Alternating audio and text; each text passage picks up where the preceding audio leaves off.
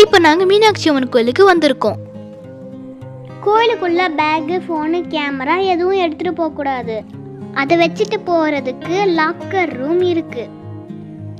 இங்க எப்பவும் கூட்டம் அதிகமா இருக்கும். விடுமுறை நாள்ல சாமி தரிசனம் செய்ய 2-3 மணி நேரம் கூட ஆகும். கோபுர தரிசனம் கோடி புண்ணியம்னு சொல்லுவாங்க. அப்படி என்னத்தான் கோபுரத்தில் இருக்குன்னு பார்க்கலாம். நாம பார்த்துக்கிட்டு இருப்பது மீனாட்சி அம்மன் கோயிலுடைய தெற்கு கோபுரம்.